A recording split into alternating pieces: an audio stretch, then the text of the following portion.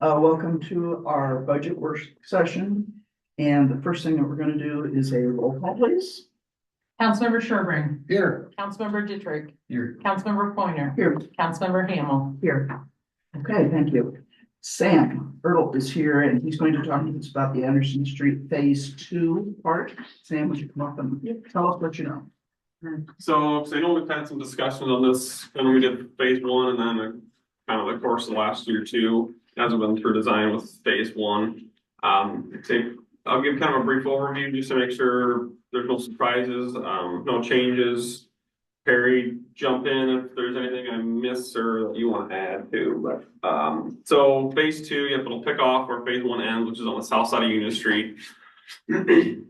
So phase 2 will include the intersection of Union Street, and we'll probably have to go, we might need to get into up to that first driveway to the west going down Union Street, just because that street is fairly steep, and with adding compliant crosswalk on Union Street, might have to take things back a little bit to get it tied in nicely.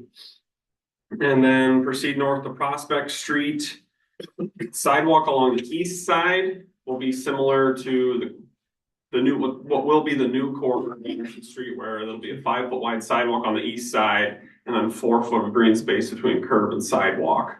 And then there will have to be easements acquired on that east side for basically a 2-foot strip easement all the way up that east side, kind of like what we had similar situations for phase 1.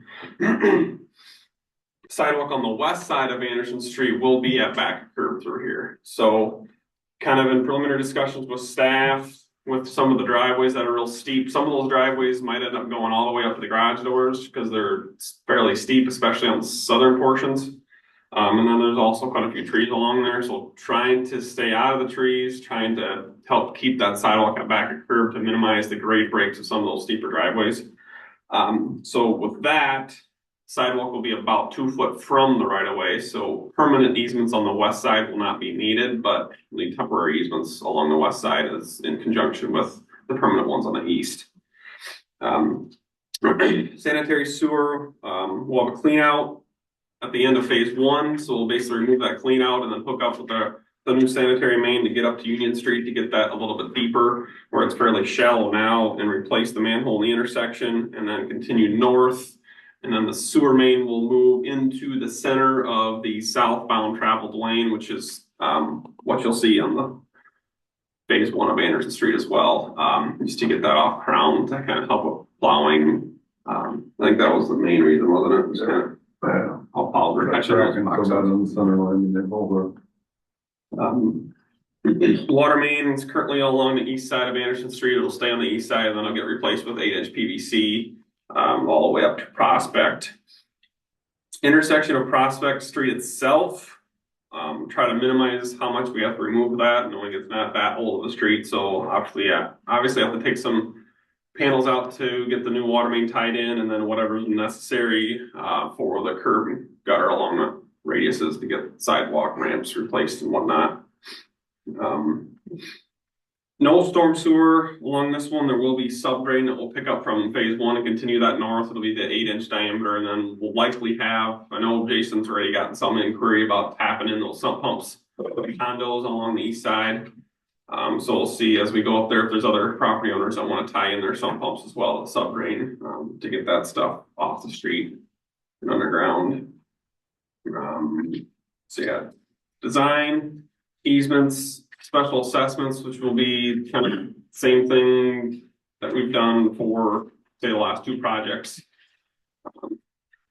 Obviously that stuff will all come to you guys preliminary too, so you'll get a look at that again and see if there's, for some reason, there's a change you would like to make. But and then utility coordination. So the intent, pending if you guys are good with anything or depending on any questions you have, we try to get a proposal together for the February 23rd meeting for a formal decision by council, and then try to get letters out to utilities in March so they can begin relocating efforts as well. And then construction admin we'll have staking in there, change orders, pay estimates, doing all that stuff, and then working with Perry as kind of the primary observer and working with him on helping to get pay estimates and stuff drafted like we would on a normal local project. So like I said, that's overview. Any questions? Anything sound off or surprising? How are things coming with Windstream on phase one? Phase one, Windstream, yep, so I forwarded an email on to Amy, excuse me, Aaron, and Update on that. They sent a new crew in today. Okay. And that was, or I talked to them on the phone. They are going to finish up hopefully this week. Okay. So it's a totally different crew that had been here through the worst of the winter and did most of the underground work, but there's another crew in here to finish up, so. Sounds good, yeah, 'cause I had some correspondence with them last weekend, Alliance, so Alliance, I think was scheduled, I believe it was the week of February 23rd to come in and kind of remove poles pending Windstream is all done and all their overhead is off. Windstream is the last one we're waiting on. For all their old area to be removed, and then Alliant can come in and start yanking up poles, and it sounds like it only takes Alliant maybe 2 days to get the old poles removed, so say the biggest thing is making sure all that is done before city's contractor gets in there and gets started, so. That's good to hear. And you gonna update them on the bid letting? Ken, yeah, so yeah, you'll have Monday in Hedia bid tab for that. Eastern Iowa's a low bid, both asphalt and concrete alternative. What was there? I think there's 6 or 7 bidders. Number 2 was Conley Construction, and then Jake Fry was in there, Pierce Tobin, Forestry Construction, which haven't seen them a lot recently. Still some different faces, Shift Companies, that was another one, that's haven't seen a lot of in this area. But I think there was a difference of about $68,000 between asphalt and concrete, so say it's, I don't know if you've had a chance to look at the pack area, it probably doesn't have that quite out yet, but. I did email it to them, Okay. to the city email. So, cause obviously, no formal decision tonight, you guys can think about that for the next week, but we will recommend the concrete alternate is what our, obviously Eastern Iowa with a little bit of asphalt and concrete, and council can do as they please, but kind of talking with staff too, we figured since the prices came in so low and there's only I think like say $68,000 difference between asphalt and PCC, for the council to mill and overlay that in a few years are gonna spend, way more than what the difference between the prices are, and that's likely gonna happen, maybe hopefully last 20 years of it with asphalt, but concrete should last much longer, and asphalt will have to be mill and overlaid likely in that time period. So that's why our ultimate, say, recommendation is to go with a little bit of concrete. And they both came in, I think it was like 20% under our engineering estimate, so that's obviously good, and hopefully, say, in the cost estimate for phase one, kind of had some of the similar unit prices as what we had for the estimate of, cost estimate for phase two had some of the similar estimated unit prices for phase one, so hopefully, similarly here, estimated construction estimate of about $980,000. Hopefully, when it actually gets bid, that comes in lower, but it will be a new year, so something could change by then, who knows? But no, really good bids. But $1,140,000, I think, was the concrete estimate, and I think our estimate was like a little over 1.4 million, so It's fine. a couple $100,000 less than what we had estimated, so that's good.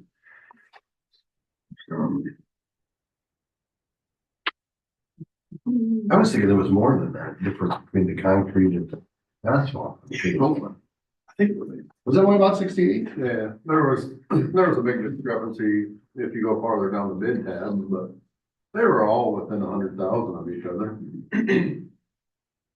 Yeah, and when you get into something like that, you always wonder, yeah, I know there's possibility of this and that, but man, I always hate to put in a new concrete street and then have something break and run. Well, it's all gonna be new underneath it, Bill, so. Yeah, I know.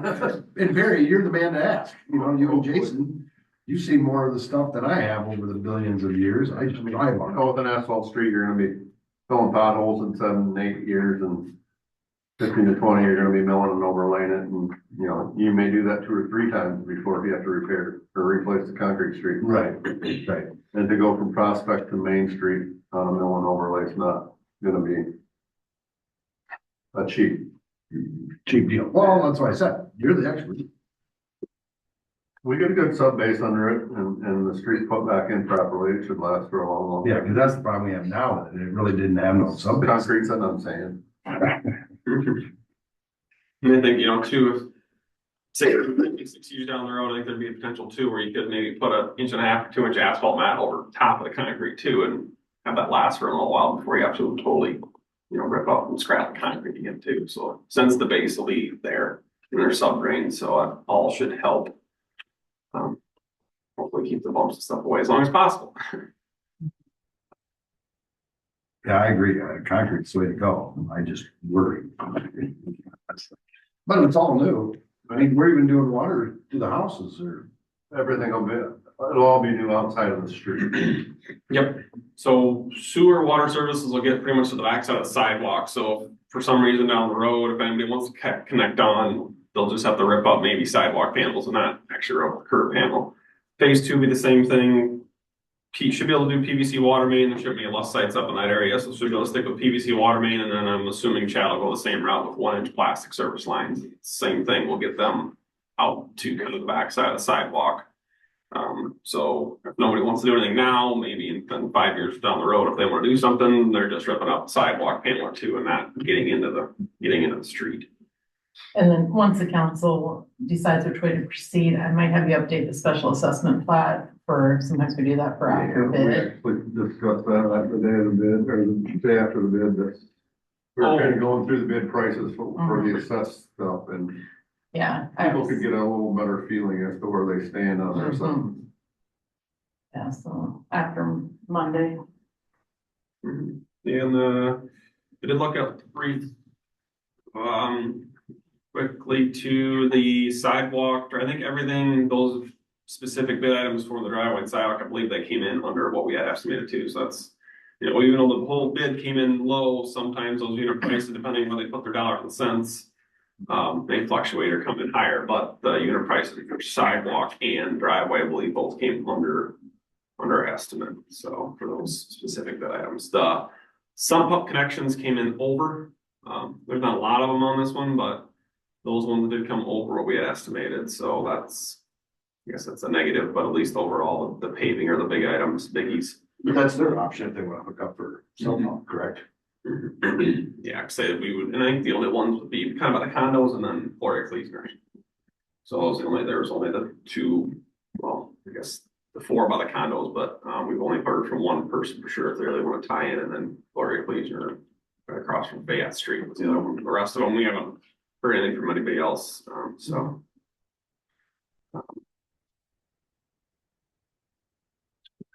Anything else? Thanks, Sam. Right, sounds good, thank you.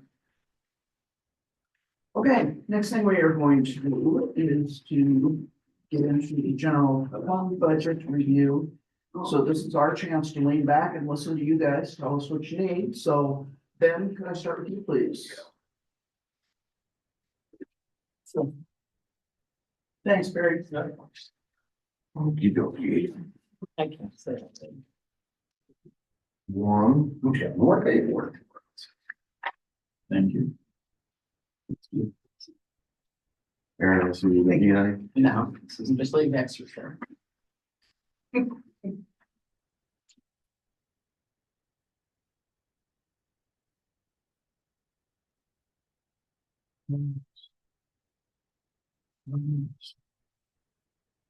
Yeah, I thought that's why you brought him. You didn't help me. No. Delegation. I think you gave them that one already. Oh, yep. That's got Rummy's and outfit, right? Yeah. Yeah.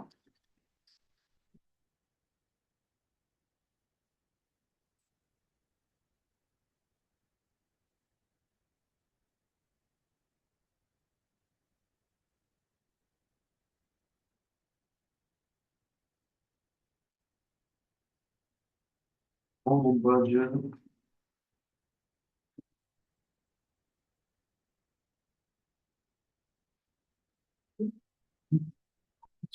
Notes. Okay, so the first thing we'll go with the Tree Town Kennels. So obviously last year we equipped a new, K9 unit.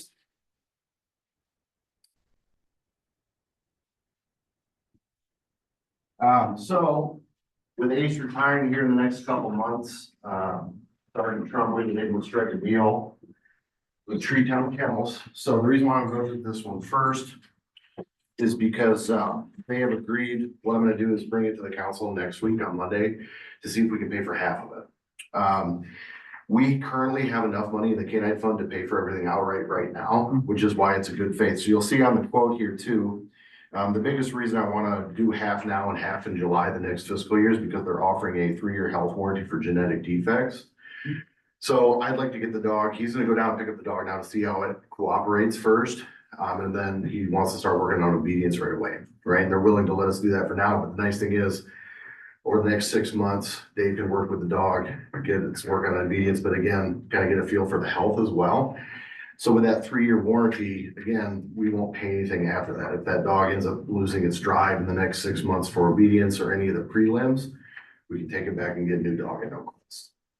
So they agreed to that. It's not like it's normally done that way, but you know, with the warranty with it and we have the money, I think it's only fair if they're letting us to get the dog to at least have him work for a little bit and get used to Dave.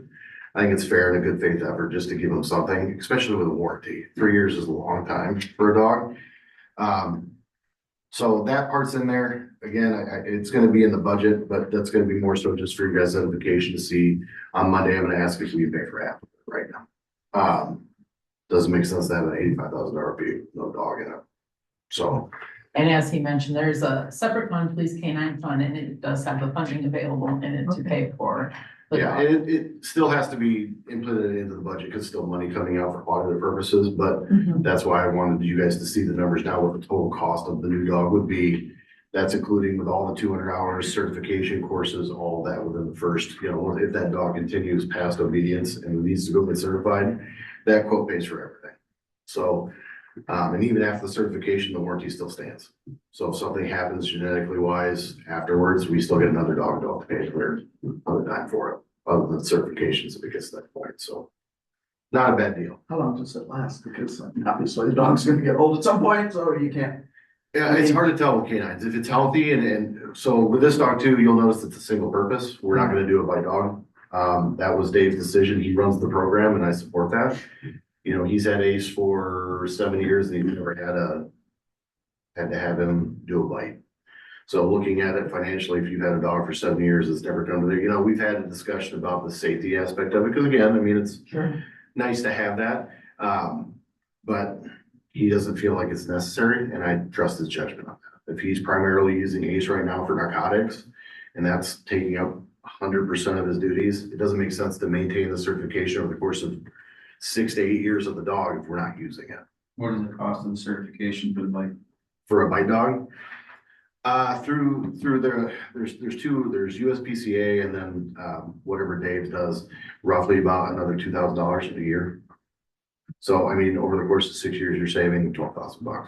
See, I like not having the bite, and the reason is because you do try to use this a lot with kids. Yeah, They're checking around them, and, I mean, I'm sorry, no matter how well the dog is trained, something could happen. Yeah. So, I prefer to not having training. And like I said, it comes down to the stats of it too. If we've never really had a deployment or need, it still will do tracking. So I That's don't the want bigger people thing. to think that just because it's not a bite dog, it'll still do the tracking, it'll still do stuff. We can still do it to locate children or things like that. It's just, we're not gonna use it to pull people out of the car, right? If we haven't done that in 8 years, it really doesn't make sense to use the funding to go through it again. Yeah. Right? And we're a larger department. If we were, you know, back in my hometown, 3 officers or Dave was working more alone, that would be a bigger point of protection for me.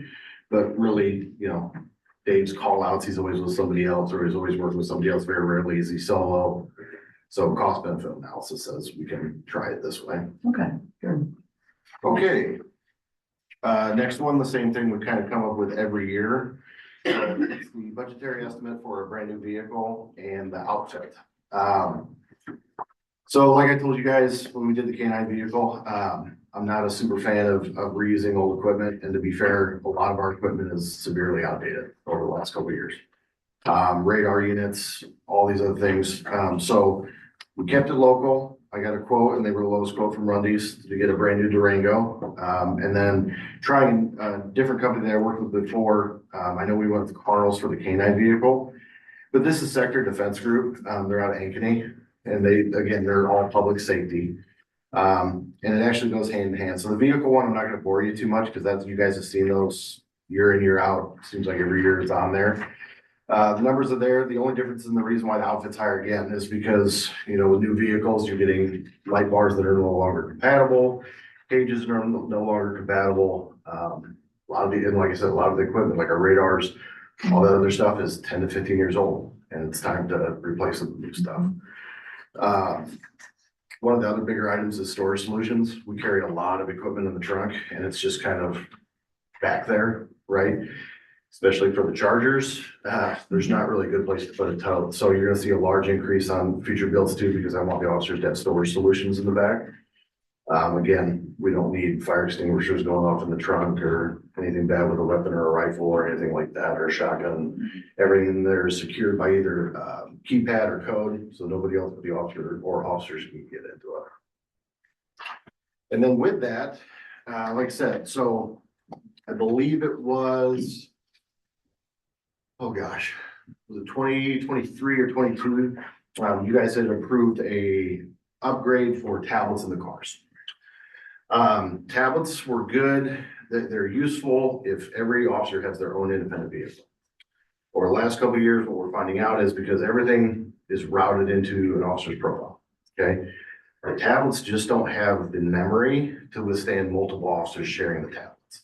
So now what we have is it's taking literal hours for the officers to get into their systems to see mock, which is our GPS data and stuff like that. Our ticket or arrest or any of that other stuff. It's almost to the point now where the officers will come back to the office and do it on the home computers. But now those are starting to fail because we've gotten hand-me-downs from the courthouse for many, many, many years. So I reached out to Sector, who is doing our build, and they are a licensed dealer of GetTac, which is a public safety computer system. I reached out to Mainstays, which is our IT for our side, and I got bids and was kind of looking at trying to do two birds with one stone. Where I was looking at either a new laptop system or tablet system for the squad cars, and then possibly replacing the remaining PCs in the office. And what I found is neither one of them is cheap.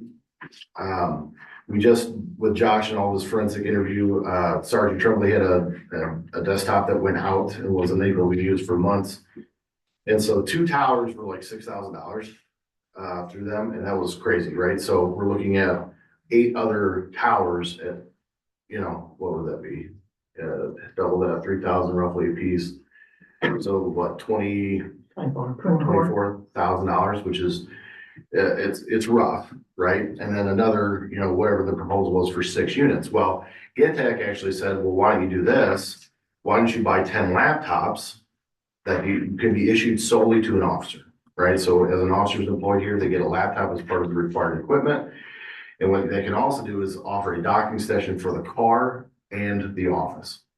So that officer, once they're employed here, they get their laptop that has all of their, you know, documents, all of their profiles, all of their data, and they can literally take it with them wherever they go, right? If they go to trainings, they have a laptop, and then the office, they're doing work. If they're in their car, they're doing work. It's literally theirs. And the docking stations, it's just the same as the car. When they come into the office, they need to do paperwork, they can dock it.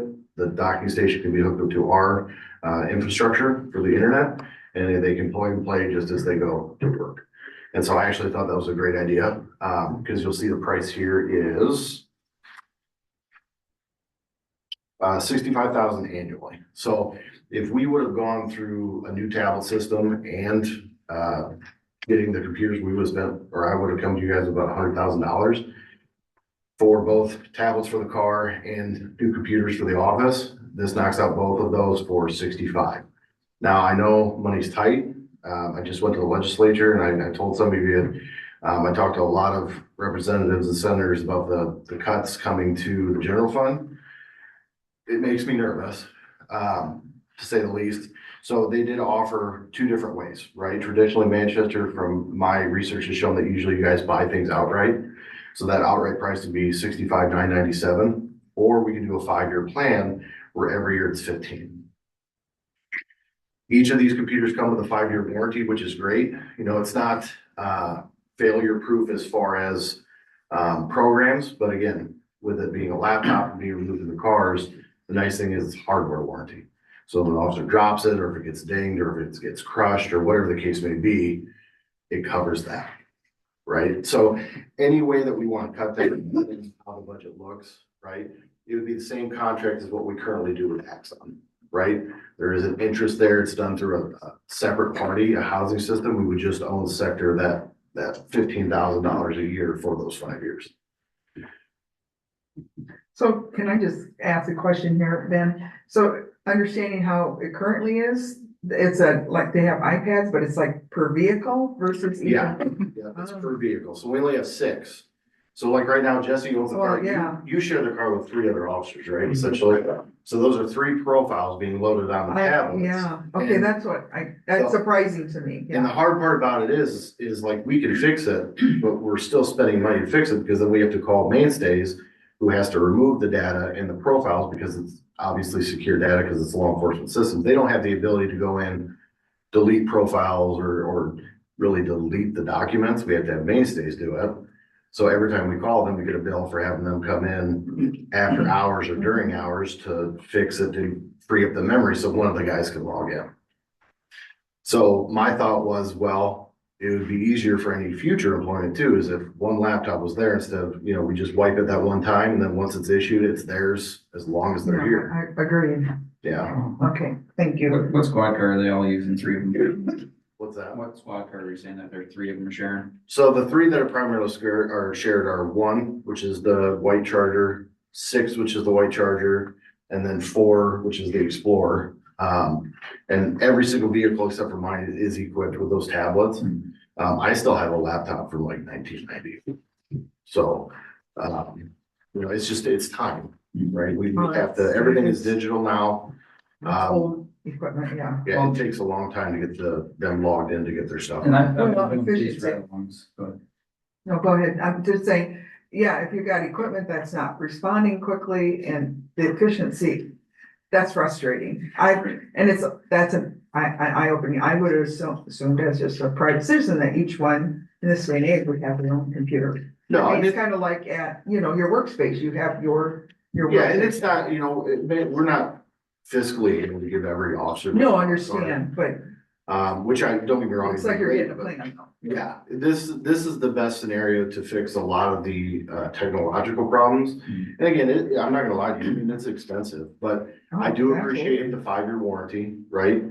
I like the fact that again, if an officer runs the dang thing over or drops it or whatever the case may be, spills coffee on it hardware wise. That's a Right. good warranty, 5 years. Yeah. on And we'd be equipment. looking at that anyway for stuff. 5 years to replace because I mean, that's kind of the Mhm. life term of a laptop. I mean, Oh, really. yeah. Almost long. But again, as things continue, the state is making a lot of our stuff be digital.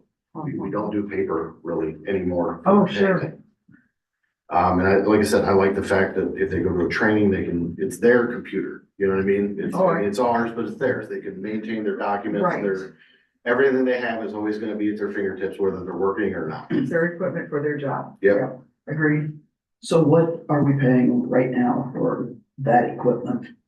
Right now, you guys have paid off that. So there's It's all paid nothing- off, so this is a new okay, investment. So this is a new investment. Yep, this is an all new investment. Okay, that's right. I was trying to find it here and I found IT computer services, but I don't. And that's like our monthly that we pay to Mainstays, Okay. right? And again, that's, whatever that company is, whatever they chose, it's not that they do a bad job. Okay, It's just, we pay that contract, but again, it does become a cost savings thing when it's like, they have an IT problem. None of us are able to do that, right? It's all server based, all wireless. That is way above my pay grade. It's way above, even Josh is great with the IT stuff, but he's not that good. And every time we call, we do get the bill for it. And it's, Yeah. again, it's looking at it, it's like, well, every time we gotta reset a tablet, or every time we gotta add a new memory card or a new power source, these things are on, especially when they're shared, they're on all the time. Oh, sure, sure. And it can nickel and dime you out with the calls. Yeah, Yep. So have you worked with this company before? I did, I haven't worked as far as like the laptops, I worked with them with a build in Fayette, they Okay. did great work. I will really only work with two, agencies that as far as like builds, which would be Carl's and Des Moines. Or these guys, I've done some work with a bunch of other smaller agencies in Iowa, I just wasn't a fan. Like I said, the reason I like Carl's and this company is because everything, when you sit in that car, there's not wires all over the place, everything, your view isn't skewed with tons of different screens or radar cones or light bars. Safer, Mhm. right? I mean, they're professionals at what they do. They literally do it every single day for agencies across the state. They're the two that I trust the most. Yeah, what I was gonna say about, so I've been doing the police ride-alongs, and I've had the luxury of, thanks to Ben for allowing me to do that, but to be able to see how these computers are working for you guys, or lack thereof in some situations, and I'm glad to see you're bringing this to us, because this is something, that I feel like needs to be done. This really hinders, when this computer doesn't work, when they get a call in to tell them where to go, they have to then call on their cell phone to not, tie up radio traffic to talk to a dispatcher about where to go. And then there's other stuff that we might not know that dispatcher didn't give you, that, they're not gonna tell you, and the computer's gonna tell you every time. Yeah, I mean, hypothetically, the way it should work is, I mean, they log in and that call comes out there, they should be able to log into our Shieldware system, which is our call for service system. And they should be able to see all the information that dispatch has already taken, right? There shouldn't be cell phone phone calls, there should be radio communications, there should be the issuance of it. The officer should be able to log in and see everything that the dispatcher. But when they're waiting for an hour, when they get on shift to get the tablet to work or not thereof, then, the rest of the shift, they're calling dispatch, or they have to. Will this be a pretty immediate login? Yeah, and so, the I know other, we've had problems obviously with logins being really slow. I mean, I've already cleared it through Sector. Like I said, I've worked with them before. They're actually giving us a benefit too, where you will notice on the bills that there's no service fees. So they said if we go with the laptops and the bill with them, they will not charge us labor. And they are willing to come down or bring the vehicles up, whatever works best for us to install as soon as we get close to July. I told them, July is the next fiscal year. That's when I'm ultimately looking to get the project. Plus, if we get the vehicle too, I mean, it's not gonna be here till probably May, June anyway. But they are more than, willing to start work as soon as, it gets closer to that time. I told them it's just an honor thing. I don't wanna bring cars up right now and then wait 6 months to pay them. I don't think that's fair. But, the closer we get to it, they're willing to work with us for that. So it won't be immediate, but it'll be very close to July. That's the plan. Mhm. Ben, did you want to hit on the cost savings you're seeing? Yeah, and so like, again, the question's always gonna be is how am I gonna pay for it, right? And I didn't bring the hard numbers, I still want to put some of that stuff, again, we have become inherently a very young department. We went through, 60% of our department being at step 5 for a monthly wage, now it's 60% of the department being at step 1 or 2. Right, so you're looking at about a $4.25 gap between what we were paying in wages to what we're paying now across the board. So I just did the prelim numbers on top of the wages, FICA and IPERS. So our salary line is gonna come down anyway. And again, once I get the higher numbers, but I don't see a huge increase, if any, into the budget just because of the happenstance of hiring younger officers. But that again, with these officers here, I want them to stay. Right? We have young, very, very good officers, really great officers. I know this because the academy tells me so when I see it. And I want to give them good equipment so they can stay. The wages, we've already discussed that stuff. I'm not really going to get into it right now, and they're unionized and they know what that's going to be. But just happenstance of having that younger department frees up some of that pre-existing budget to help pay for some of these shortfalls right now that need to happen sooner rather than later. Thank you, Ben. Do you guys have anything else for me? No, No. thank you, thank you. Because Randy, we have to get you in and out so you can go be a fireman.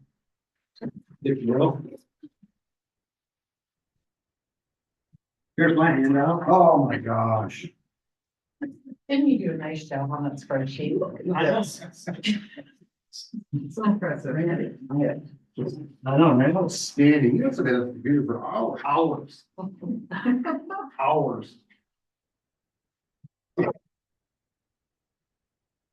All right, where do we start? Top, Huh? just whatever's important. Okay. Well, at the top, it says, you can see the AFC grant for gear. We didn't, I don't think we got it this year. We didn't necessarily get an official flush letter, but we kind of got told that we got flushed, so if somebody doesn't use any money, there's a possibility. I'm definitely not holding my breath on this one. What do you mean it got flushed? What? We're What, basically told no. no, okay, all We right, haven't gotten the official letter. We gotcha, haven't gotten, all right. yeah. Whether we actually get an official letter or they just kind of say, they Gotcha. basically just kind of say no.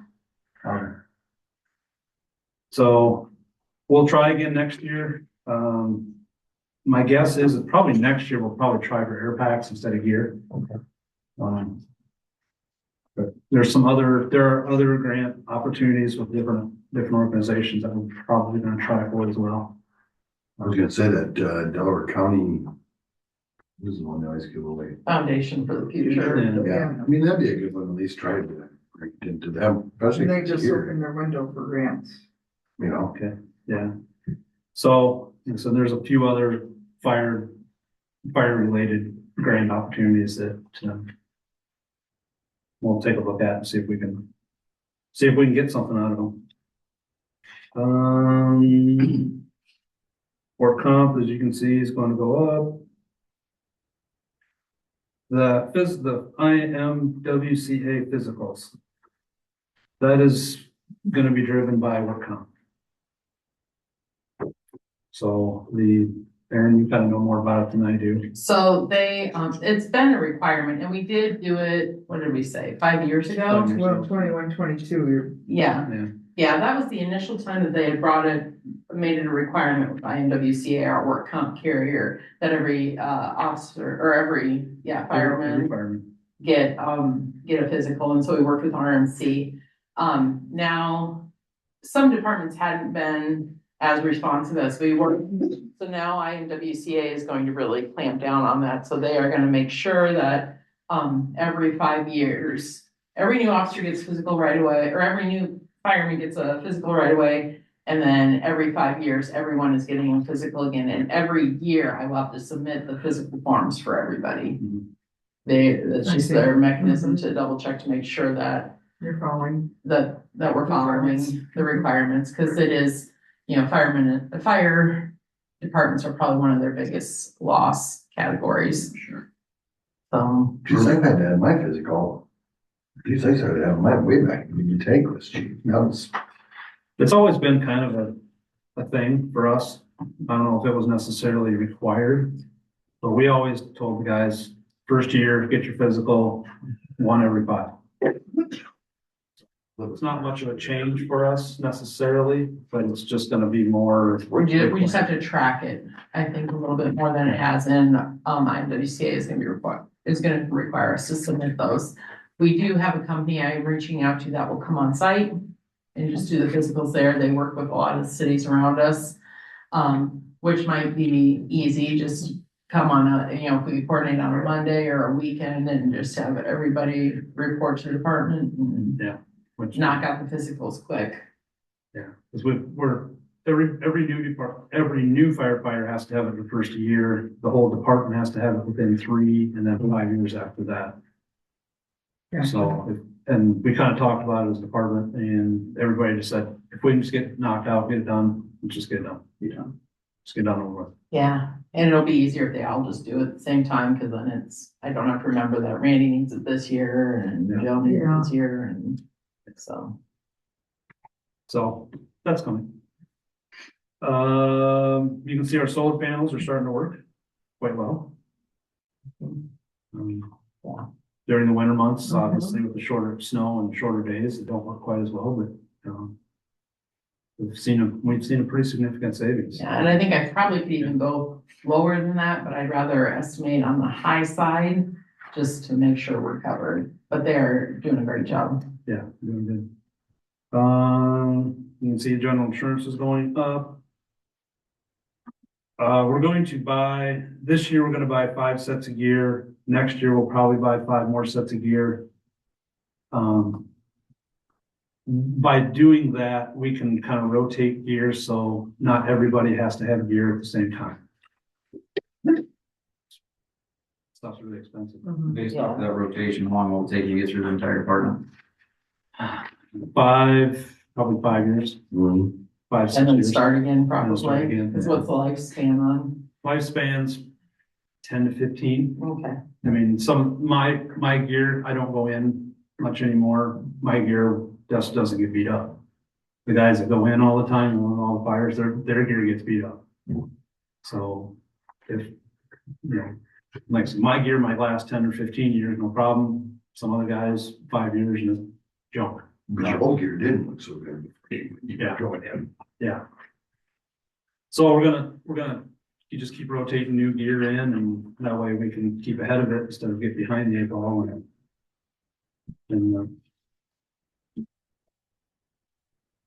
say that. We got parking lot got paved this year, so that's good.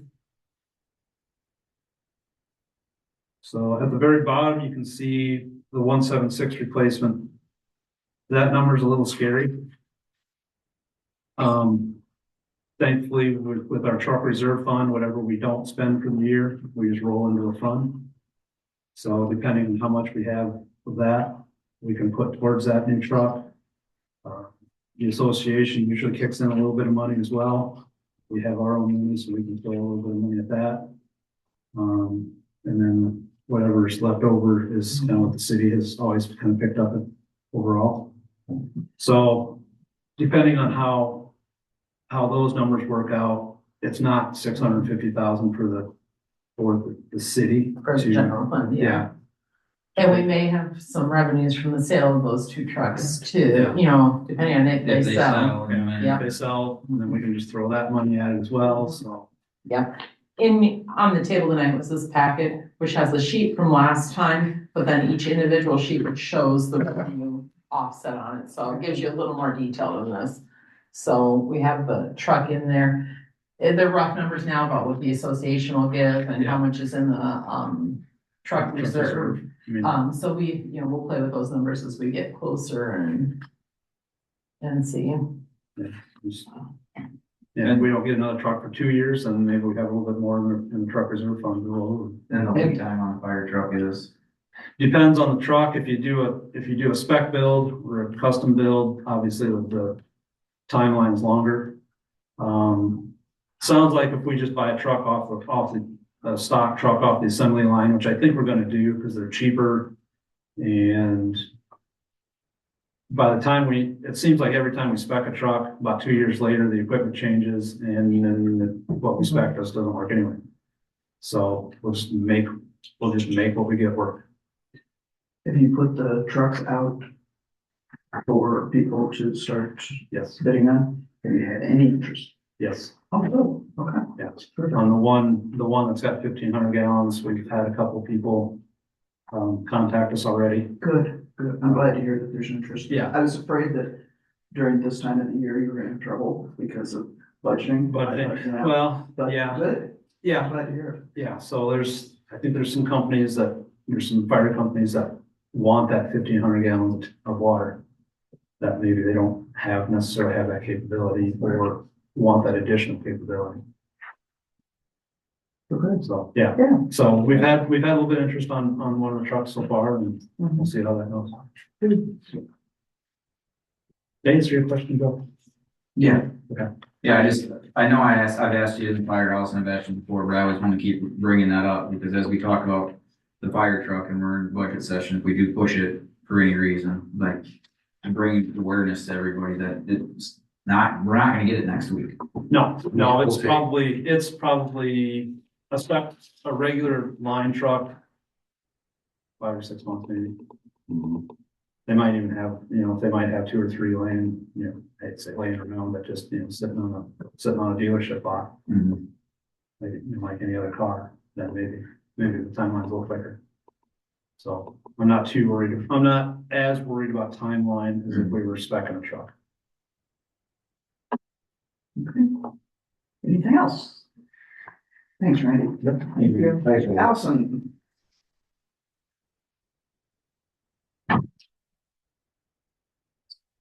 Allison, you sat at the computer too all day long? She probably. Yeah. You are awesome. Okay, good, that's cute.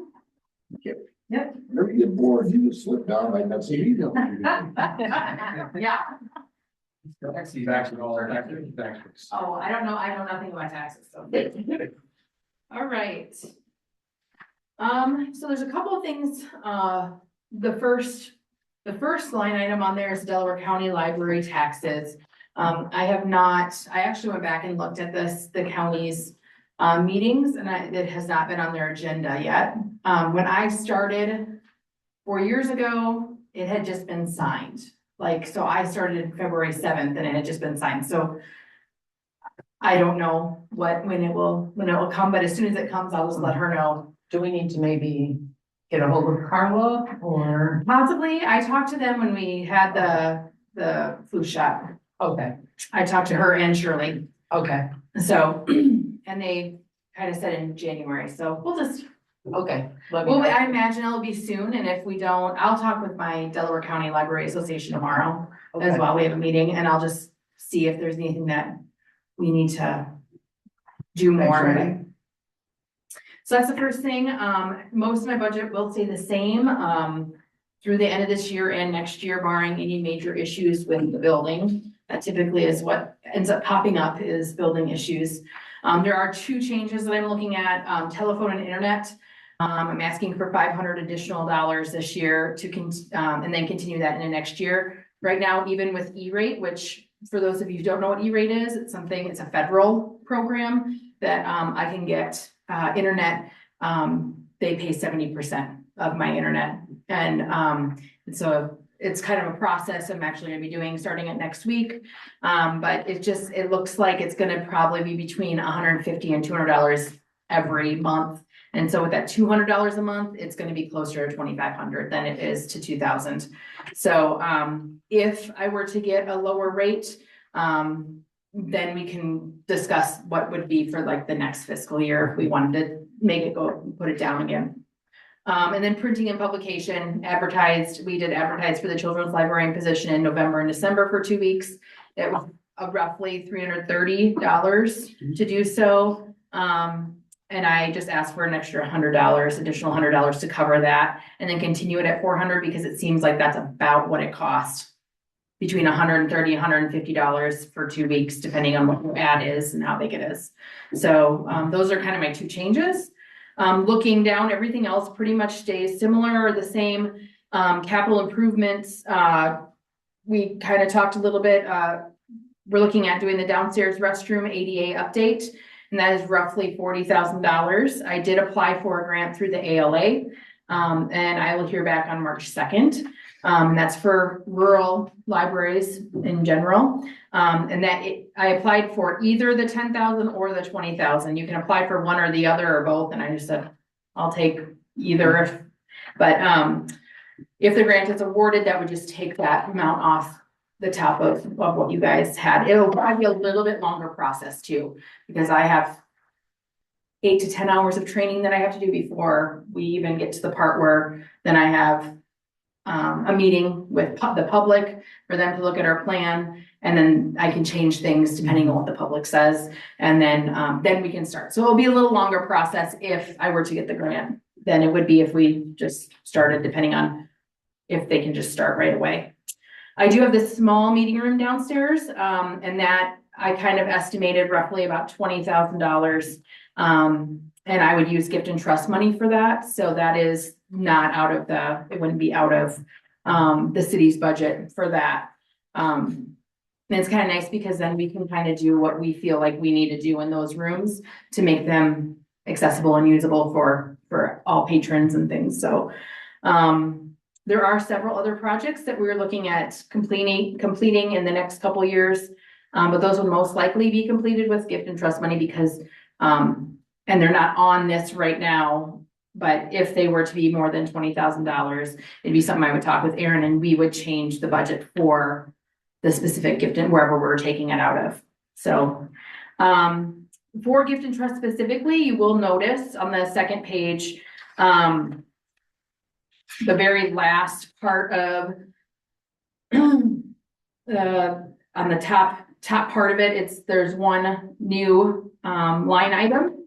And, you can see how much we received. It was an estate, part of an estate. She gave to several places. And so, that money right now will just stay in the gift and trust. It's kind of in its own place so that then we can divvy it out to the projects that we want to do, and use it for. And that will just, be spent at the library board's discretion. Usually it's, I come with ideas and they say, how would we pay for it? And it might be that. I also received the $10,000 check today from Carnegie Corporation. So that was deposited in gift and trust as well. And, that will be again spent at the library board's discretion. We have quite a wish list. We kind of came up with a wish list and I shared it with the board a few months ago. And so it's just kind of deciding what we would use it for, specifically. And, if there were any budget, adjustments for that, if we decided to use any yet this year, or I'm kind of thinking we'll probably wait till the next fiscal year, but if for some reason something pops up and we want to use that, I would just work with Aaron and make sure that it gets into the, budget adjustments in April, May, whenever we do that final one. So I will continue to communicate with her about that. Are there any questions that you have? Exciting to get these. Very nice gift. I know, Yes. yeah, I mean, I think, and it's actually, I mean, since I've been here, there's been three of those larger gifts that have been given, and I was able to renovate the big meeting room with that, and it's just is really nice to be able to say, yep, we can do kind of whatever we want with this space because we're using, specific money that would be good for that, so, yeah. And we do have a chunk of them invested. I do a 6-month CD currently with Community Savings Bank. We're getting just under 5%. So Yeah, so we get a We are nice chunk, and making some return on. yeah, and she pretty much every time she re-ups it, at least once a year, she asks me, is this what you wanna, we did up it just recently. And, we might do it again since we just got that larger chunk, it just kind of depends, but, It comes up March and September, so I usually just check and see if there's Yep. gonna be something, if they're gonna need to use the funds or not. yeah. And the stuff that we have budgeted is accounted for, that's not put away anyway. So, again, it would be a surprise if we ever needed to use that, outside of the budget, so, yeah. Seeing the electricity bill, I mean, it's all going up. And then you look at what the fire department, you hate to do it to a Carnegie library. Yeah, that's so. Probably can do it, I bet. You can, actually, I just got something from somewhere, I'd have to go back in my email, might have been through the ALA, but I need a new roof then. So I would need a roof that wouldn't need to be replaced within the next 15 years or something, and I don't even know when that roof was replaced. I would have to really look into that. Before you were here? He was probably a baby with them. Single new place while I was here. Okay, so we would have to look into that and make sure that it wouldn't need to be replaced within it, but there is some grant money out there to actually put that on libraries. That library's gorgeous. Yeah. But it's like, gosh. No. Well, I wonder about that lot where you have That's what I was I wondering. was just gonna say next to the park, detention Yeah, pond, And just put it in, like put ground. it on elevated, elevated. and then we could probably figure out some way to landscape it so it'd look nice and wouldn't have to worry about grass growing up under it and all that other jazz. So that way it's not. Top of the roof though.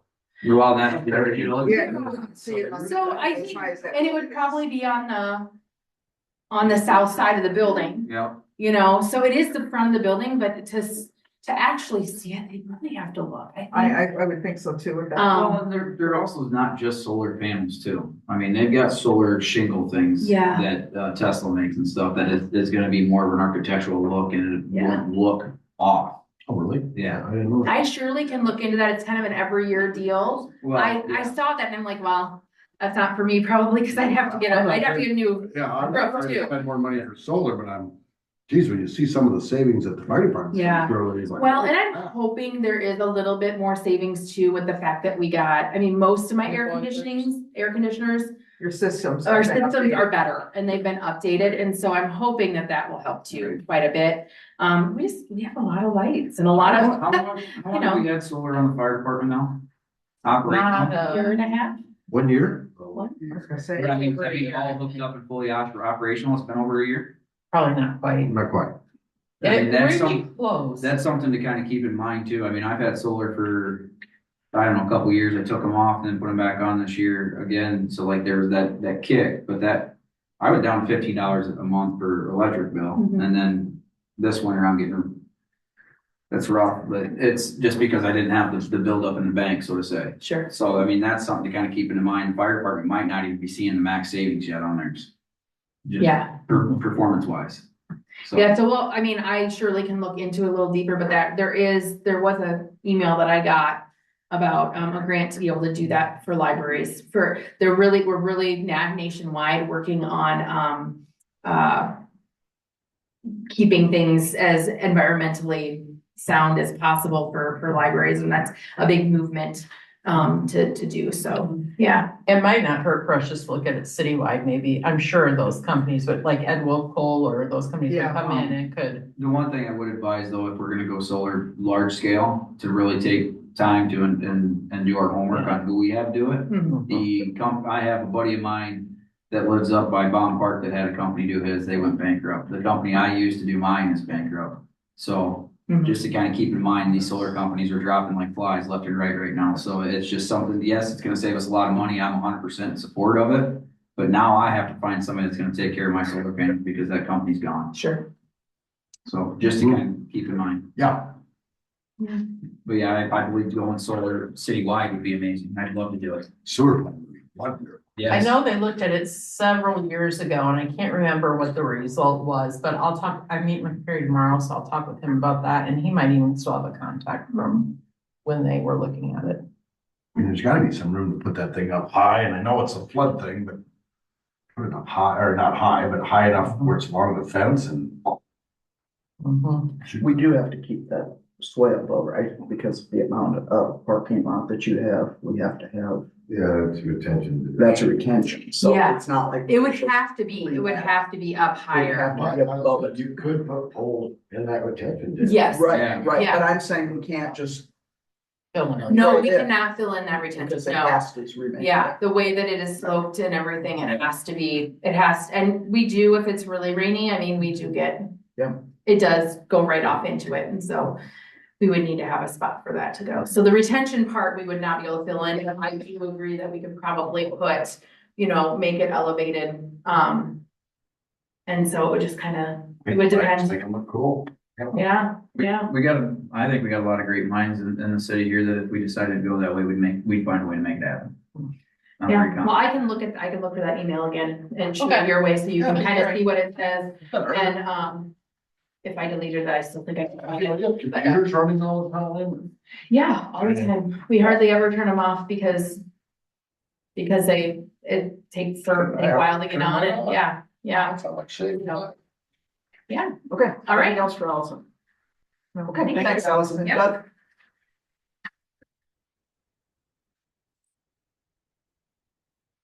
You too. It's weird how we all have the same style of bridge format. we just got together and had a work on it. Yeah. Oddly, nothing that like every spreadsheet that. Let's just go into work and work on all of these. Yeah, on a Sunday.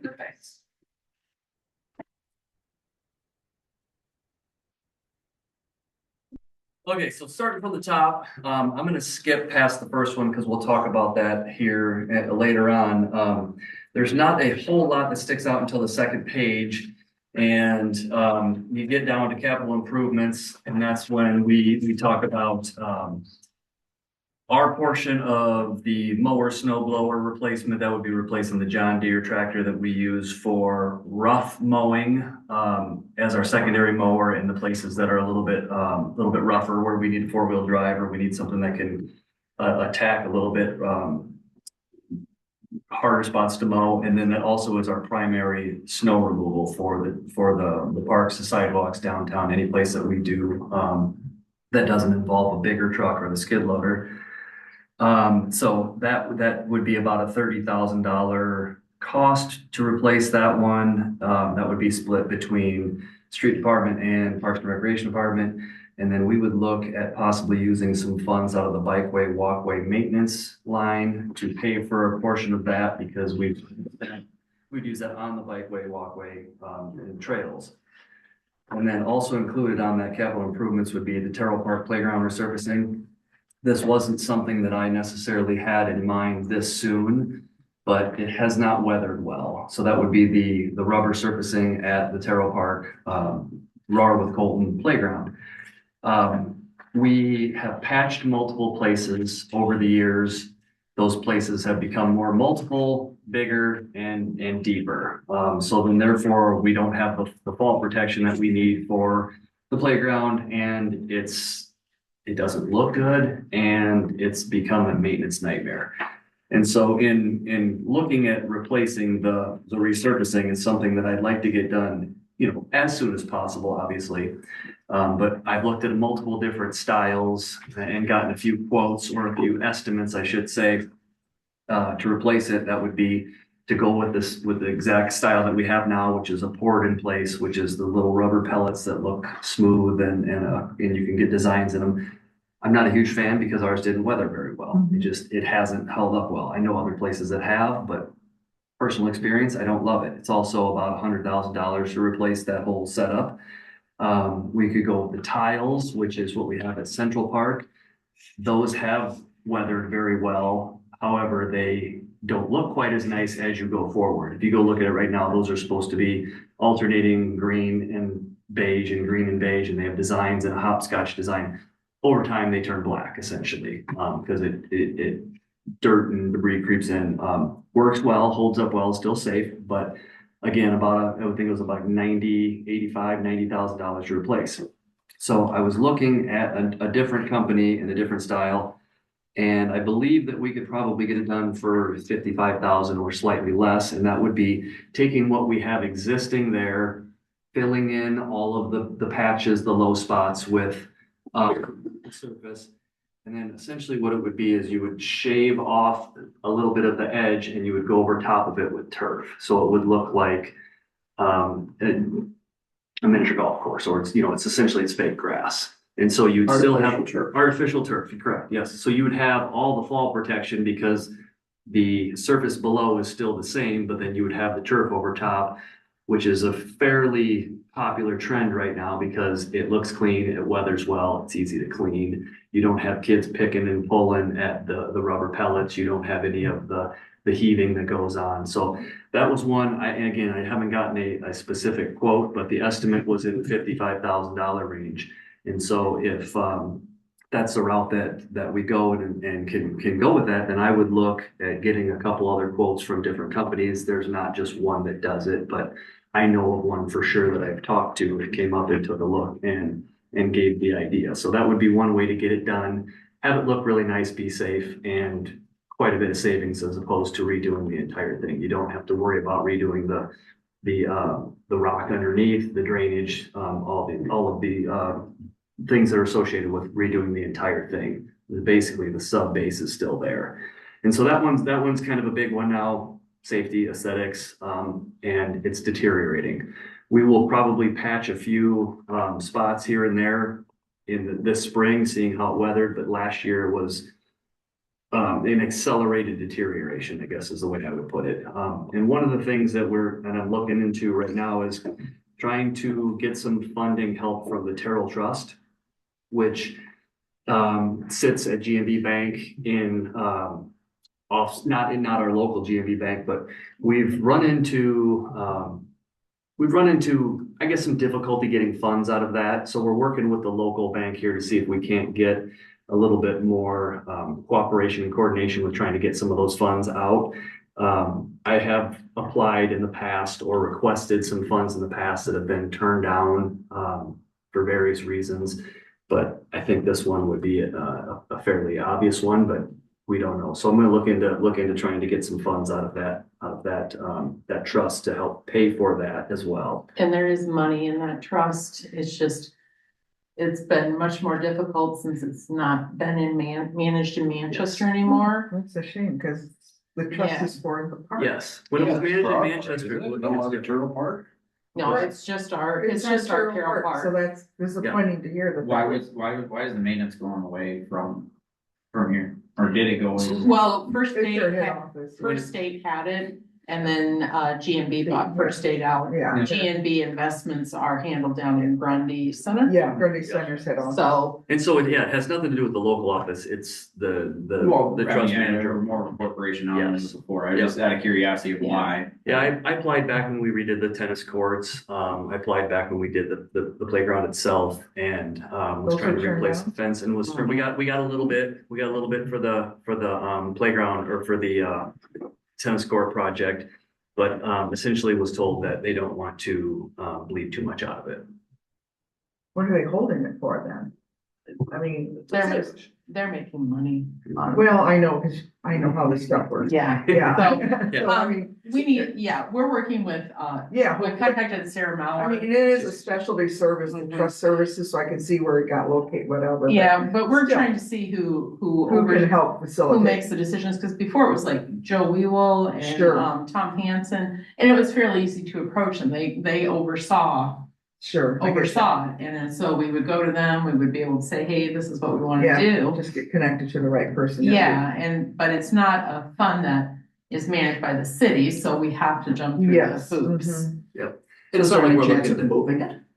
Well, we've talked about that, that's an. Well, and then that requires legal work to do that. You just Yeah. can't say, I don't like, you know, Right. yeah. So we're kind You of have to have exploring both, all But the if you're not getting options. to use it. it And might be and I worth would it. assume that, like, even a portion of it would It'd help. be would help interesting to pay see for do this. you have a copy of the trust agreement and how it's supposed to be used and? I think we do, and I have the reports, like the most recent financials, because we do get those. We just got. But- She'll know what she's looking Yeah, I'll route that stuff into you then. Right, Diane, don't need to No, point. but no, I understand how, but it's disappointing to hear you have specific projects that are improvement for that park. Yeah. And it's not, and you're being denied. And to be clear, I haven't asked for this one. just No, know I in the past, understand yeah, that, but so, you have some history that you're kind of. Well, Yep. Yeah, I mean, You've been you asking. got that taste in your mouth. Yes. From previous experiences, Yeah. you know, 100%, as We've asked any for a normal lot. person would, you know, Yes. so. Yep. Yeah, So they just don't know how, I would be interested in how in perpetuity they want to try to hold this thing. Yeah, I believe, this project should fit perfectly into, all prerequisites Yeah. for utilizing it. So that'll be something we'll look at. And then looking to, fiscal year 2027 on that same line item in the capital improvements. So that would be the next mower replacement. That would be the Hustler. So both of our mowers are 10 plus years old, have 1,000 hours on them.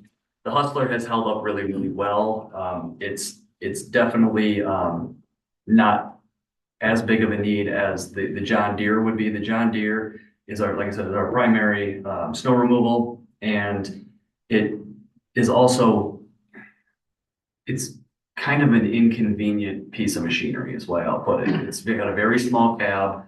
It doesn't have a great heater in it. It's tight. It's, 2 heaters in it, correct? yes, Because yes. the first one couldn't keep The up. first one couldn't keep up, so we had another. It's a tough one. Anybody that's ran it has a hate relationship with it. That's what but it does the trick. But we would look to get something a little bit bigger, a little bit more versatile that would still be able to handle 4-foot sidewalks, handle the bridge sidewalks. Because we still need something that can handle 4-foot sidewalk and also be able to mow, because it would be our secondary mower. That way we can put 2 people on it in the summer when the mowing is crazy early on.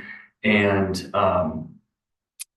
then it still has 4-wheel drive as well. So we can still get some of the rougher hills, some of the areas that are a little bit tougher to get to that the Hustler can't do.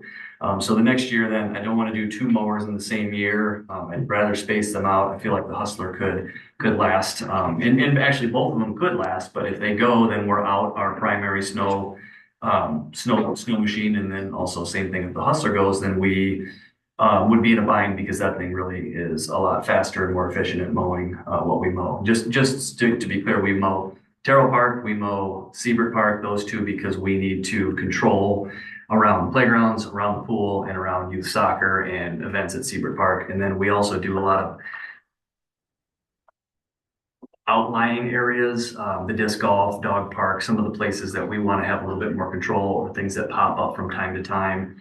And so in the middle of the summer, it's not so bad. In spring, it's, there's a lot of mowing that goes on when the grass is growing heavily. This last summer was a good example when it never stopped, never seemed to stop growing.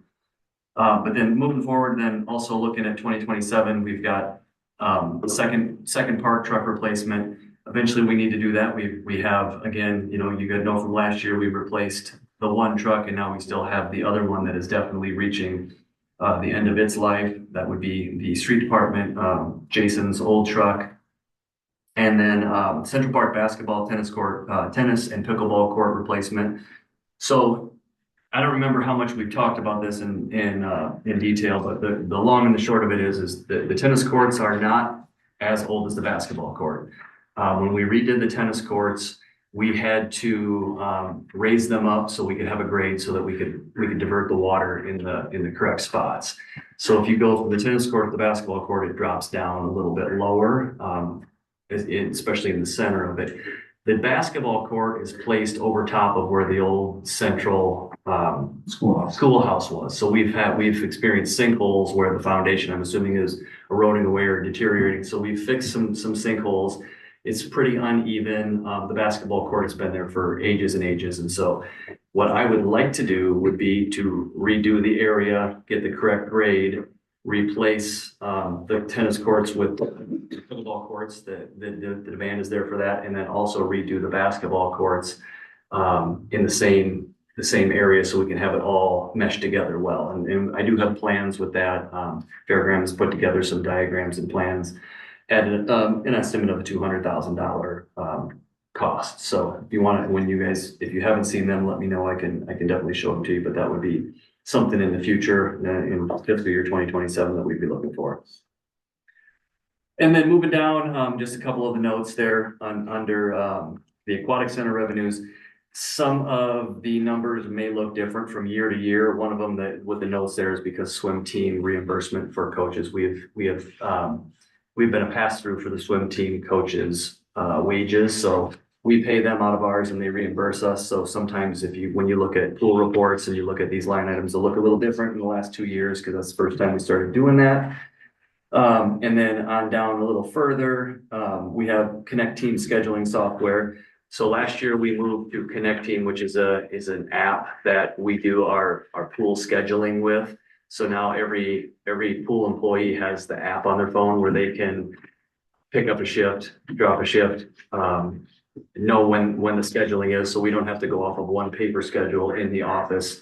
It helps with changes. It helps keep everybody on track. So, and then we're also moving to do digital timesheets as well. And so this helps us with that. And it's been so far so good, real slick.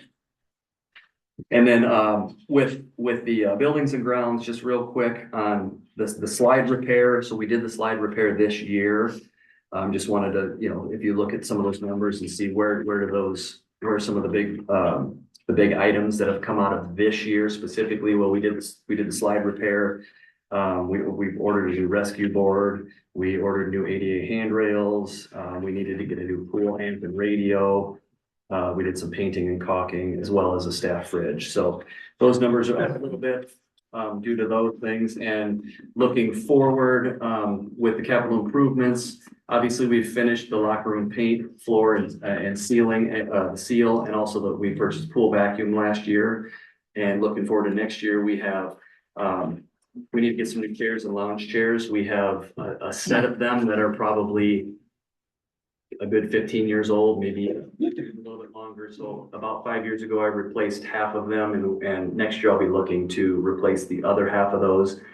And if nothing else goes wrong, knock on wood, with say heaters or pumps or paint, diving board, etc., then we'll look to try to maybe put in a ceiling in the concession stand with a window air conditioner to alleviate some of the heat in that place. If anybody's been in there, it's usually well over 100 degrees and it is really tough for our food. Coolers are running, we're cooking food and all the candy gets a little gummy and stuck together. I don't expect it to be, a cool 72 degrees in there, but if we can help to get some of the heat out of there, It's on the south side of the building, it gets sun consistently, so what we would attempt to do would be to put a ceiling in. Right now, it's just open air up into the rafters. Spoken with Perry on it a few times and thinks it's something we could pull off for not too terribly much money, but again, just kind of one of those things would be nice if it happens. Doesn't necessarily have to, but it would certainly make the place a lot nicer. And then driving, going back down another page here, when we get to park improvements, we're looking at Baum Park Shelter, that'd be $115,000. So that was something that we'll find out here in March. We've got a March 3rd. March 3rd is the deadline for it got pushed back a little bit because one of the potential bidders was out of state, wanted a little bit more time. So, in talking with Josh Demmer on that, we're gonna push it back a couple weeks to allow another bidder for that, and hopefully that comes in at a good price, and we'll come back and talk about it when that happens, but, there's $115,000 in the budget for that.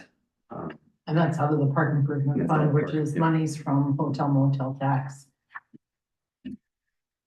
And then, 2027 there for Terrell Park improvements, we've kicked this idea around a few times with no real, solution or great ideas, but we know that the Terrell Park backwaters culvert is failing and eventually will fail, so a $50,000 estimate in there.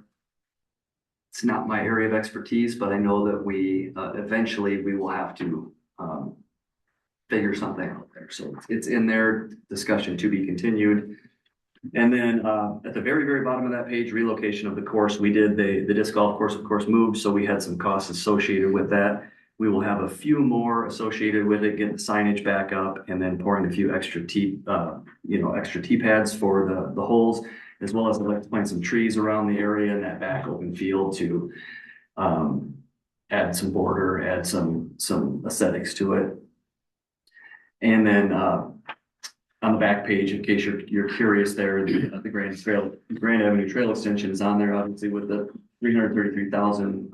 And then right below that to the right would be that 5,000 for the mower and blower replacement, and that's from the bikeway, walkway maintenance fund that we had talked about. Just to bring a little bit of light to you guys' light bill, electricity bill, there's pretty, I mean, worse than the libraries was, so I mean, that solar option there would be something kind of discussed maybe down the road. We would Yeah. hit, I'm sitting there thinking we would hit a lot of sun. I Yeah, mean, and you know, we don't use it year round, so I don't know the whole concept of banking with the power, but we bank a lot of power in the off season. I don't know if it'd be worth it or not, but it would be a real easy one to put it on there. yeah, I think we find somebody come in and kind of look at all our buildings. Yeah, yeah, I think, instead of piecemealing it, try to get a. Right. Yeah. Picture. and I know that somebody's probably gonna call or text me or email me or whatever it is in the next few days for saying this, but the option of even going to a go bond to do solar across the board or something like that, you know, I mean, everybody hates that debt, but it's gonna save us money in the long run. And I don't know enough about it, but is there a sellback option for a place like the pool? They, I as don't know. far as I'm aware, they have eliminated sellbacks in our area for the simple fact of certain people probably wanting to try and overproduce and then, you know, try to make money off the scenario. So that's not a thing anymore that I'm aware of. Because it would make sense as a season. But Lion don't buy it back anymore? No, Alliant will not buy it. Lion does, I believe already ceased. Alliant does not buy back. Yeah, Lion does. Right, but yeah, I mean, I don't know about REC because Cause I I don't don't have. think the REC still does. But in, Just to a point. and you can bank it. I mean, it's more of an expense, to where we have our own battery banks and stuff like that, but that is an added cost. That's enough an added cost that I wouldn't want to take it, so, for my personal place. Where I can overproduce and then bank it in the winter time, where my bill starts going up because you're using what they send back to you, or you can actually do your own banking at the house. If you want it, but that's Dubuque has a cheap. field where they have solar. It's outside town. It's on the right-hand side as you're going like towards Wisconsin, Mhm. Wisconsin Virgin Banks. It's down there. Mhm. And what they do is bank it all and then send it to their different places. So they have it all in one spot. Oh, And sure. see, I always wanted to do it where we bought the property to do the city shop, do it back in there and put up a whole field. And then all of the electricity that's formed there is used in our different places. But that's what they do in Dubuque. So it's a possibility. I don't know how they do it because I don't understand all this stuff, Yeah. quite honestly. But I just am saying that because we toured at one time and it was really interesting to see what they've done. So if there are possibilities, we just have to look at them. Yeah, and then while you guys have this one, just real quick on this, we had a little mix up with the software, so there's a few X's on there. So you guys have the X's. The pool spray features, that had been, so somehow when the carryover, but we'll blame it on Tim Vick since he's not here anymore, but somehow between the past years on, I think it was just mine, but on my software or on the software transition from the last few years CIP to this year, pool sprays features, if you see that was on there since 2022. I've since crossed that out because there's no sense, in my opinion, in putting that amount of money into a pool that we know is getting down there when it's a total luxury and not totally necessary, and probably that price tag is way lower than what it would be right now. And then I also took the Denton Park gazebo out just because we've got enough wishes right now, and that is way behind on my priority list and my list of wants. And then the last part that I wanted to talk about was the Schramm Park parking lot and trail paving, how we have 20,000. The more I look into it and think about it, 20,000 a year is great for Schramm, but I would rather do 140,000, skip a year, do 140,000 foot chunk, or 40,000 foot, $40,000 chunk rather than 220, so we don't dig it up, mess it up continuously. So once we go and we try to get as much done as we possibly can, so we're not shutting it down each year. We've already done one chunk, obviously, from the boat ramp towards XL trailers. And I would love to get around that curve, and then, because that's where we had all the erosion issues. And the further we can go in one project, the better, rather than bits and pieces. So, and that's, that carries over, out of some of those funds carry over, so we could push that back, and I think that would be the best. That way we go after one big chunk, and it's probably a little bit more appetizing for some people to bid it as well. And who knows, maybe we get some donations every year of us doing something, that the donation, your hand's out all the time, it seems like, on asking, not saying you aren't, but when you only ask every couple years, it's a lot easier for everybody else involved, I think. Yeah, I would much rather get as much done in one shot, yeah. So questions at all, or concerns, comments? Thanks. Yeah. Thank you. Thank you. Mr. Kim.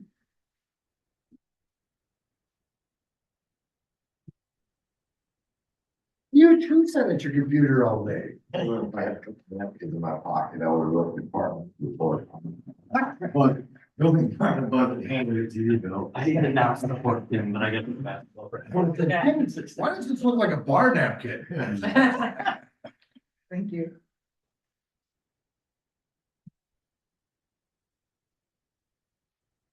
Well, I can make this really short for us here. We got the third line down, building permits. I guess you took it out what we had for this year, but I believe this fiscal year will be well over the 35 again. I think so. Yeah. We're trending that way. I think we're pushing the 35 right now. We still kept that 35 for next year, just, I guess it's, Better, yeah. I mean, last year was great. Last 2 years were great, so, but you just don't know what the trend's gonna do. Then if you go down to, nothing really raised on anything, was dues and subscriptions. We jumped that from 500 up to 1,000. All our, ICC memberships and all that just all going up some. The tough thing on that is, like ICC, for example, is for 2 years. So 1 year you ain't gonna need that, but then the next year you're gonna need more. When we were at the 500, so. And this year we were at, only like at 218. But then next year it's gonna be renewing them once every 2 years, and so it's gonna need a little more. And then we jumped nuisance enforcement up. I believe we were already over the 10,000 for the 25-26 fiscal year. So we jumped that up to 15 and kept that 15 for the next 2 years into Yeah, and part of the reason we did that is with the new attorneys, they're a little more expensive. But they also, so far, seemed a little more aggressive for us. Yeah. So we're anticipating some additional work. And something we didn't throw in or raise at all this year is down under, printing and publications. In the near future, if we update our codes, up to the newer codes, grand, get all the code books and everything updated. I was talking to them, I would rather wait. Our ISO rating goes off of our year of our codes. And every time they came for ISO insurance, we've always been that 6 years behind because we were updating them every 6 years. I would actually like to wait till 27 codes, update them so we're back on that. Sure. Last current codes. It doesn't affect us. This year for the ISO rating, it wouldn't have changed our ISO rating or if it was closer to it, but we already were lower down. It would have brought us closer to it. So, that was a few other things we get it to drop a little bit. Other than that. That's all I have, unless you guys have any questions. The stuff on the second page is the acquisition demolition fund. That's a separate fund from the general fund.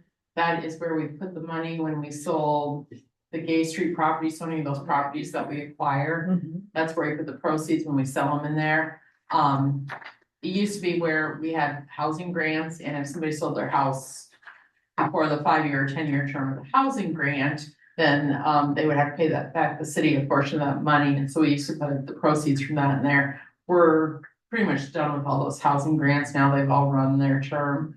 But this is then where we pay for our match for the ECIA grants for the lead-based paint. And I think there's a elderly housing grant there too. So that's where our match comes out of. So, you know, we try and estimate what it's going to be, but it all depends on grant applications approved. Thanks, Tim. I've got one thing though for you, buddy. A couple into the day from Monticello, I sold some stuff too. On North Franklin, there's a gentleman that throws out big chunks of salt. Yes. I've discussed it with him in the past. I don't know if we can change our ordinance. Our ordinance says if there's ice, you're supposed to put salt on. As long as it's salt on. Well, we're talking the salt. Yeah. Like right around circles. I guess I didn't see if he did it all this year. So he's buying like the water softener. Well, it's Sure. not that cubes. It's, I'm not sure it's for water salt. I mean, Yeah, it's for water about the salt, size of but a it's- quarter, but it's a round. I mean, it's. The ones he had the other day, cause I went down. Oh, so maybe he's got all. They were long, they were long, I mean, they looked like they looked like a dog treat. See, I talked to him a couple of years ago, cause he had. Don't need them, Bill. Probably about, oh, I don't know, 2/3 the size of a golf ball is what he was. Yeah. Down that one year. And I told him, I said, you just can't do that unless you want to crush them up somehow because, Yeah. but. I guess I don't know his intent, I think he's thinking if he throws them down once, so that's the whole, I don't know. Yeah, we don't have anything. But yeah, it's sad. I mean, we have it for snow removal, so they gotta remove the snow, That's they a have, quirky thing. I mean, Oh. that specifically. we have it. You don't How want big are both sides of your salt? fence. It's huge. No, I'm just saying that have something specific. that Yeah. says just Yeah. pellet The can't size be of bigger the than salt, this. yeah. That's an unusual You thing, can but that's, sweep it up now and put it in a bucket and throw it out again in a little while. I mean, it's Keep it for that, next year. it's Yeah. that big of stuff. I remember a couple years ago. But I think last time when we dealt with this a couple of years ago, about the same problem, I guess, we had nothing in there. I thought he told me he wouldn't use that stuff. Oh. If he's using something longer now, maybe he's not using what he did. This is water. I get else to want to talk for salt, but you would think you would use that cut up or. Yeah, they It's brown up stuff, at least it's finer and. Crazy, so, no, that's all I got for there, I'll talk twice. Thank you. Yeah, if it's out there, if you haven't spot it, then you might wanna say, sweep it up. Anybody else? no, thank you, Tim, thanks. Next step. Okay, anything else to go close? No, well, Go ahead. no, I was just gonna say that we'll meet with, Jason, Barry and Chad on the 16th and go through their budgets and then go a little more in depth with, because I should have all the salary information by then, so kind of give the projections of where we're looking to finish out Okay. and, what I'm anticipating reserves and if we need to look at reducing any of the general fund requests. So. I just wanted to bring up on the south side of town, I've gotten a lot of complaints about a certain person that does not, contain their chickens properly. Obviously we can't do anything about it, Yes, we can. like right this second, we can't. No, but. we I need would do like to, something. I would like to bring it, to the council to cite that person for not taking care of their chickens and keeping them in a confined space as in city code That would be it. and When we go move forward with it. Well, I mean. I think Ben would do it. Question is, Well- how do we, well, either one of us can do it is, we have to prove it's his chicken. Yeah, We, I mean, and I would think that it would be nice to have council direction to do that, just because the council approves the permits. Right. yeah. So that it would be nice to have that direction come from the And- council. As I talked to you about it before, if we don't have it in our code right now, the right to pull permit. So what are they? They're just not, they're not Loose. confined. They're not They're restrained. loose. They run through all over the road. There's one at least got Oh dear. killed by a neighboring dog and, yeah, so there's been, It's just one of those things where we're They just doing, need to take care of it. right, Well, we're we got doing nice. permission to do it, but Right, they're yeah. not abiding by the rules. Right, and that's, yeah, and I don't want councils down the road or anything to have to sit there and say, we're gonna stop all chickens in town. No, Because- we shouldn't do that because of one person. Right, so I just wanted to kind of bring light to that in case some people. Yeah, everybody else has got theirs. Right, Okay. mine, so, are you okay with, I'll put that on the Yes, agenda yeah. then for Monday. Yes. Okay. if me and my comment, can I go to the person who I believe are his chickens and say something to him, or? It's all right with us.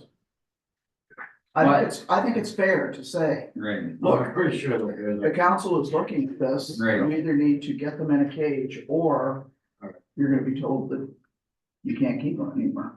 Because the rules are that they're caged. yeah, cause we don't have free range chickens in town. No, Okay, anything else? that was it.